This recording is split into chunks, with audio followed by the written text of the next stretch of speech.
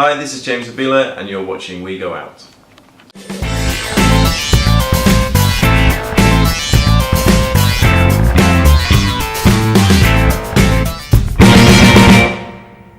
Fala galera do We Go Out, eu sou a Bruna e tô aqui com James Zabiela, no Rio de Janeiro, que vai tocar na Festa Me Gusta de 8 anos hoje à noite.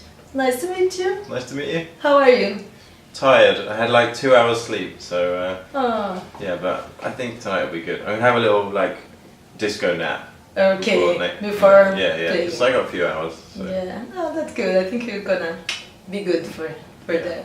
And let me make some questions. Sure. What changed in you as an artist since you released 4 in 2002? Oh right, well that was I never released that. It was just, that was just me making CDs in my bedroom. Yeah. And I used to print the sleeves at work. I was a graphic designer. Don't tell my boss. Really? I used to use the print. I used to use the During printer. work? Yeah. Ah, use the printer. When he went out, I used to use the printer. Yeah. And so it wasn't a proper release. It was just something that I made.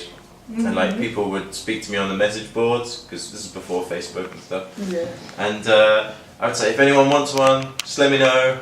Drop me a private message, and I used to just post them to people. Really? Yeah, and that's. And how now for the release of Balance, like what changed in you? Yeah, well, the funny thing is that nothing much really changed because I'm still making the distribution method is obviously different, but I still, when I was making it, it was still that same feeling of like making mixtapes for my friends or for people, and that all that desire to do it. It was kind of strange because I hadn't made a project for a long time, and it was a nostalgic feeling to do that. To do. Yeah. And what was your best presentation you did in your life? That one that you want to beat? You try to beat every time. Like. I don't know anything specific, but I think that if you have a bad gig, you look for the next gig to redeem yourself, and it's like I think about it all week. Like, oh, that gig was bad. I need to make it better. If you have a good gig, a really good gig, especially, you're like, oh, I need to do it again. And you need that like the boost. So, is there any venue that you haven't played yet, and you want to? It's your goal, for example. I don't know. I mean, there's loads of places I haven't played yet, and there's loads of countries I've not been to yet, which is perhaps surprising to say. But then, any country that you want to go that you didn't visit? I guess I don't know really. I earlier this year I did a tour of India, but I went to all the sort of major cities, so I didn't really see. Everyone talks about India like, the mountains and the beautiful places and you can really find like Zen. Yeah. But I went to Hyderabad and Mumbai, and those places are crazy. I mean, it's a great experience, but it's just so busy and like really hectic. Crowded. So I didn't, I would like to see the other side. Yeah. And do you have time for doing this personal travel? I think I could probably make some time. And what you used to do in your free time, like when you are not traveling? Well, actually, you know what? Yesterday I played in Santiago, and that's another place I want to go because they've got like amazing mountains, and I like to go snowboarding. Atacama. Yeah. So yeah, I do a lot of snowboarding each year. I try to. That's my other pastime. Very nice. And who are your inspirations nowadays? What you're listening to? One of my favorite DJs to listen to and like dance to is Matthias Carden, because he's like great performer behind the decks. He inspires me technically. I saw him once play, and he was playing a vinyl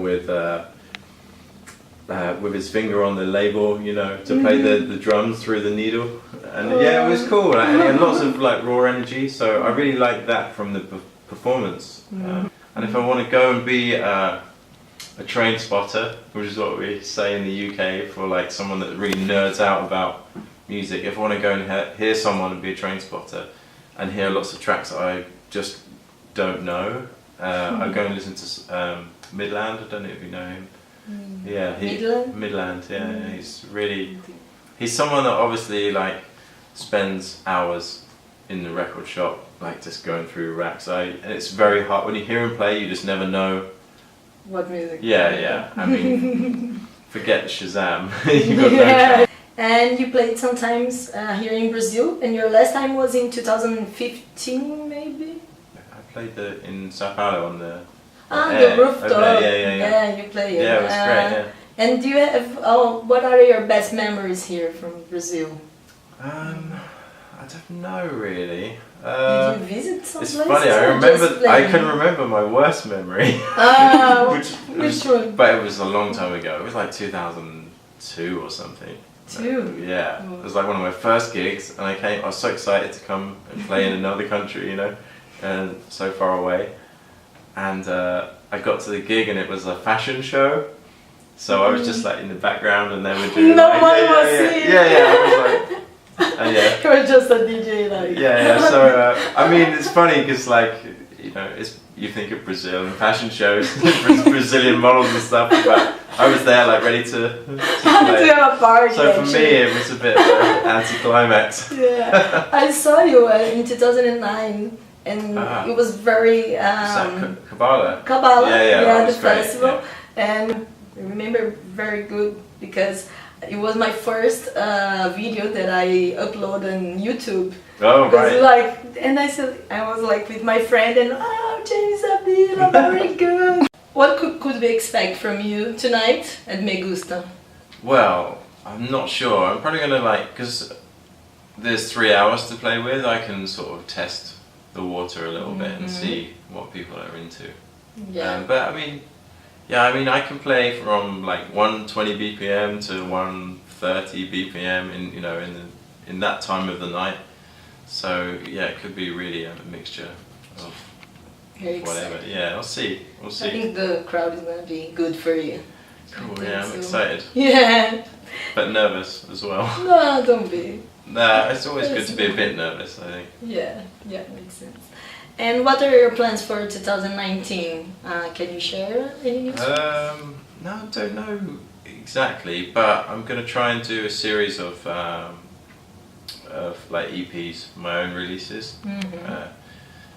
My management are always on at me to like, you need to make an album. It's like, it's just not gonna happen. But I think if I get like 3 releases out next year, then that's the first step. If I can do that, then I can think about maybe doing more. Nice, very nice. So, thank you very much. Cool, thank you.